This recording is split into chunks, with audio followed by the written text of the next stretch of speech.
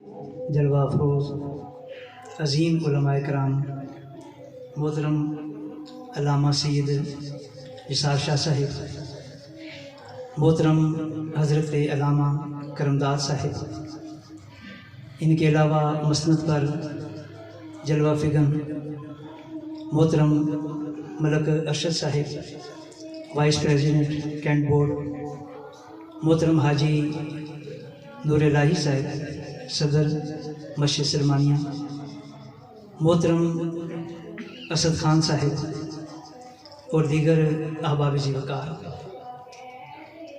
میں نے آپ کی خدمت میں سورہ فجر کی پہلی آیت جو کہ 2 لفظوں پر مشتمل ہے تلاوت کرنے کا شرف حاصل کیا۔ مجھے آج اپنا ذاتی جو ارادہ تھا کوئی اور موضوع، اس پہ میں نے تیاری کی تھی، مگر برخودار محسن خان اللہ اس کو جزا دے، تو اس نے تھوڑا سا ایک خواہش کا اظہار کیا، تو میں چاہوں گا کہ ان کی خواہش کے مطابق چند معروضات، اور پھر میرے بعد کیونکہ وقت کافی ہو چکا ہے تو میرے بعد محترم کرمداد صاحب جو کہ بڑے خوبصورت انسان ہیں اور بڑے اچھے دوست ہیں جاوید خان صاحب کے، میں چاہوں گا کہ ان کو بھی میرے بعد وقت ملے تاکہ یہ ان کی خدمت میں ہدیہ تبریک پیش کر سکیں۔ سورہ فجر کی آیت جو کہ 2 لفظوں پر مشتمل ہے، اس کے مختلف معنی ہیں، علماء کرام نے اس کی مختلف تفاسیر کی، اور اس سے مختلف لمحات، مختلف فجر، مختلف صبح وہ اس سے مراد دی گئی۔ اس سے ایک مراد، اس کا ایک معنی، جب حضور نبی اکرم صلی اللہ علیہ وآلہ وسلم نے مکہ پاک سے مدینہ ہجرت فرمائی، جب حضور نبی اکرم صلی اللہ علیہ وآلہ وسلم نے اپنا پہلا قدم وادی قبا مدینہ پاک کی بستی میں رکھا، یاد رکھیے دوستو، دن پیر کا تھا۔ دن کیا تھا؟ پیر کا تھا۔ تاریخ 12 ربیع الاول تھی، اور جو وقت تھا وہ صبح سحری کا وقت تھا۔ ایک معنی سے یہ مراد لیا جاتا ہے۔ ایک معنی، جب حضور نبی اکرم صلی اللہ علیہ وآلہ وسلم اپنی خلوت میں اپنے مالک کے ساتھ ہم کلام تھے، راز و نیاز کی باتیں، اللہ کی تسبیحات، ذکر میں مشغول تھے، جب حضرت جبریل امین قرآن کی پہلی آیت اقرا بسم ربک الذی خلق، یہ پہلی 5 آیات لے کر نازل ہوئے غار حرا میں۔ دوستو یاد رکھیے، وہ دن بھی سوموار کا دن تھا، تاریخ 12 ربیع الاول تھی، اور وقت صبح کا تھا۔ بات سمجھ آ گئی؟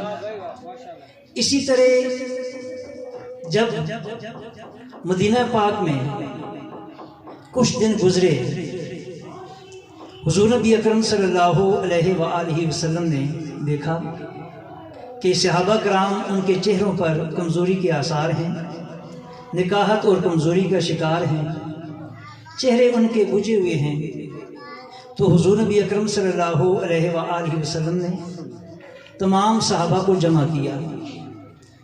جہاں آج روضہ پاک ہے، جس جگہ کو قدمین مصطفیٰ صلی اللہ علیہ وآلہ وسلم کہتے ہیں، ایک طرف جہاں آج حضور کا روضہ ہے، دوسری طرف جنت البقیع ہے، اس درمیان کے ایریا میں حضور نبی اکرم صلی اللہ علیہ وآلہ وسلم نے ایک طرف صحابہ کرام کو، جو انصار صحابہ ہیں، جو مدینہ پاک کے مقامی صحابہ جن کو انصار کہتے ہیں، ان کو بٹھایا، اور دوسری طرف حضور نبی اکرم صلی اللہ علیہ وآلہ وسلم نے جو مہاجرین ہیں، جو مدینہ پاک سے ہجرت کر کے مکہ پاک سے ہجرت کر کے مدینہ تشریف لائے، ان کو مہاجرین کہتے ہیں، ان کو بٹھایا، اور حضرت سیدنا علی کرم الوجہ آپ حضور کے بالکل ساتھ آپ کے دائیں طرف بیٹھے، تو حضور نے کیا کیا، ایک انصار صحابی کو اور ایک مہاجر صحابی کو کھڑا کیا، ادھر سے انصار کو کھڑا کیا، ادھر سے مہاجرین میں سے کھڑا کیا، اور ان دونوں کو آپس میں ہاتھوں میں ہاتھ دے کر حضور نبی اکرم صلی اللہ علیہ وآلہ وسلم نے ان کو رشتہ اخوت کے اندر منسلک کر کے ان کو بھائی بھائی بنا دیا۔ اور اسی وجہ سے اللہ نے فرمایا وَاذْكُرُوا نعمت اللہ علیکم اذ کنتم اعداء فألف بین قلوبکم فاصبحتم بنعمتہ اخوانا، کہ لوگوں میرے محبوب کو یاد کیا کرو، میرے محبوب کا ذکر کیا کرو، میرے محبوب کی سیرت کو ہمہ وقت اپنے ذہن میں رکھا کرو۔ فرمایا کیوں؟ اس لیے کہ اذ کنتم اعداء، تم آپس میں دشمن تھے۔ تم آپس میں کیا تھے؟ اونچا بولیے، دشمن تھے۔ تم گھوڑوں کو پہلے پانی پلانے پہ لڑ پڑتے اور وہ لڑائی جنگ کی صورت اختیار کر لیتی، نسل در نسل جنگیں جاری رہتی۔ تمہاری کیفیت یہ تھی کہ تم بیٹیوں کو زندہ درگور کر دیا کرتے تھے، اور تمہارے حالات یہ تھے کہ ماں باپ کو آپ جب وہ بڑھاپے کا شکار ہوتے گھر سے نکال دیتے، جانوروں کے باڑے میں چھوڑ دیتے، اور انہیں مختلف گالی گلوچ اور بدسلوکی والدین سے کیا کرتے۔ اللہ فرما رہا ہے وَاذْكُرُوا، اے لوگو اس نعمت کو یاد رکھو، اذ کنتم اعداء، تم آپس میں کیا تھے؟ بولیے، دشمن تھے، مگر کیا ہوا؟ فألف بین قلوبکم، اس نے تمہارے دلوں میں محبت ڈال دی، اس نے تمہارے دلوں میں کیا کیا؟ محبت ڈال دی۔ اور فرمایا فألف بین قلوبکم فاصبحتم بنعمتہ اخوانا، اور اللہ کی اس نعمت کی وجہ سے تم آپس میں بھائی بھائی بن گئے۔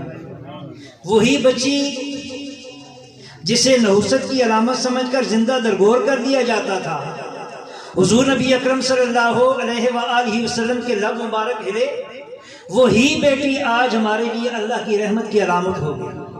اور حضور نے فرمایا کہ جو شخص محبت کے ساتھ اور انتہائی لجاجت کے ساتھ بیٹی کے منہ میں لقمہ ڈالے گا، تو حضور نے فرمایا کہ رب کعبہ کی عزت کی قسم، اللہ تعالیٰ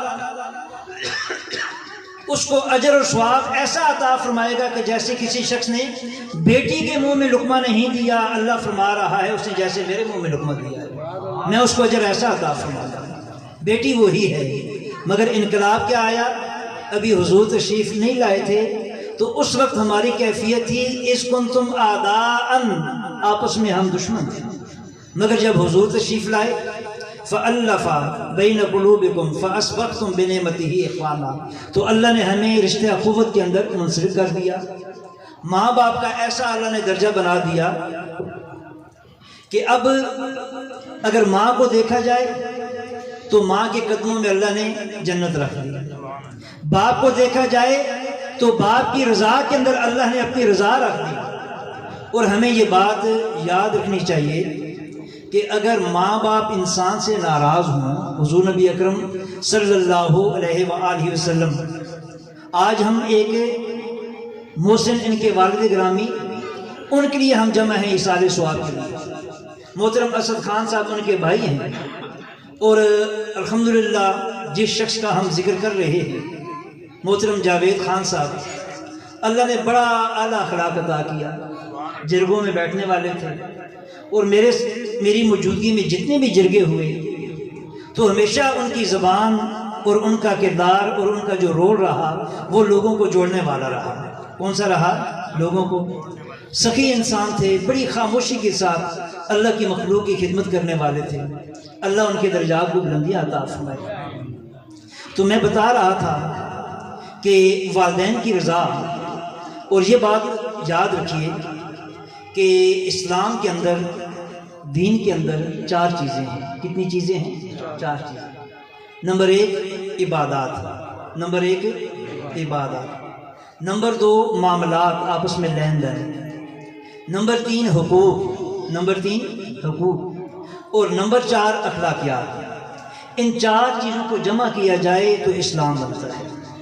آج ہم عبادت کی بات کرتے ہیں، معاملات کے اندر ہم گڑبڑ ہیں، ہم نماز روزے کی بات کرتے ہیں، ایک دوسرے کو حقوق ادا کرنے سے ہم لوگ کتراتے ہیں۔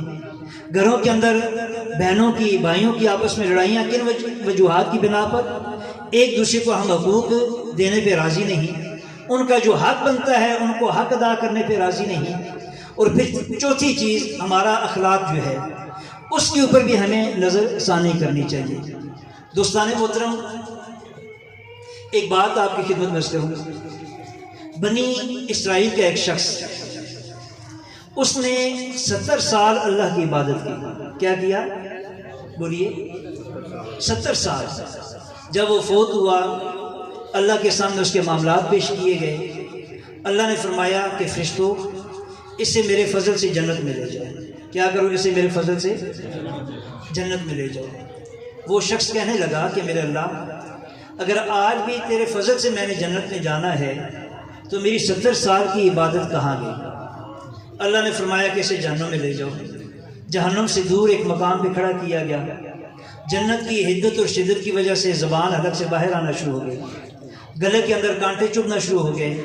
وہ پکار اٹھا، پانی پانی پانی کہنے لگا۔ ایک ہاتھ ہے جس کے اندر پانی کا پیالہ ہے، وہ نمودار ہوا۔ وہ شخص پاگل کی طرح آگے بڑھا پانی لینے کے لیے۔ وہ جو پانی کا جو پیالہ تھا جس ہاتھ میں، وہ ہاتھ پیچھے ہٹ جاتا ہے۔ وہ مزید آگے بڑھتا ہے، وہ ہاتھ اور پیچھے ہٹ جاتا ہے۔ وہ شخص چلا کے کہنے لگا کہ اے پانی لانے والے، پانی اگر دینا نہیں تھا تو لائے کیوں ہو؟ اور اگر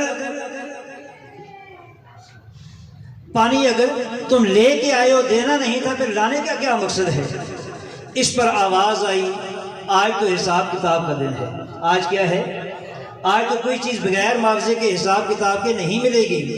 بتاؤ، اگر یہ پانی کا پیالہ تمہیں دیا جائے تو اس کے بدلے میں دو گے کیا؟ وہ شخص کہنے لگا، میرے پاس وہ 70 سال کی عبادت ہے، اس کے علاوہ اور کچھ بھی نہیں۔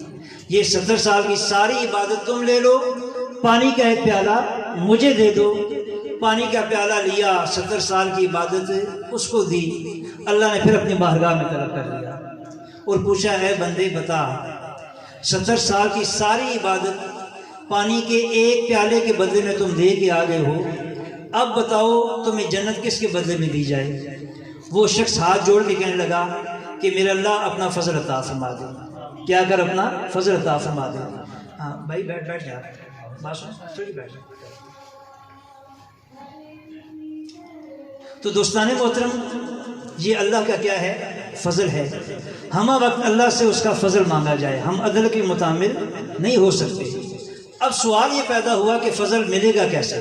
فضل ملے گا کیسے؟ ایک ہے فقط عبادت اور ایک ہے انسانیت اور اخلاق۔ یاد رکھیے دوستو، فقط عبادت کرنے سے اللہ تعالیٰ عدل عطا فرماتا ہے، اور انسان اگر اعلیٰ اخلاق کا نمونہ ہو جائے، انسانیت اور انسانی قدروں کو بحال کر لے، تو اللہ عدل کے ساتھ ساتھ اپنا فضل بھی عطا فرماتا ہے۔ اور اس کی میں ایک مثال دوں آپ کو کہ جب انسان حدیث پاک کے اندر آتا ہے، حضور نے فرمایا کہ جو شخص ماں باپ کے چہرے کو محبت سے دیکھتا ہے، اللہ اسے مقبول حج کا ثواب عطا فرماتا ہے۔ مجھے بتائیے، یہ اللہ کا فضل ہے کہ نہیں؟ حضور نے فرمایا کہ جو شخص اپنے مسلمان بھائی کو راضی کرنے کے لیے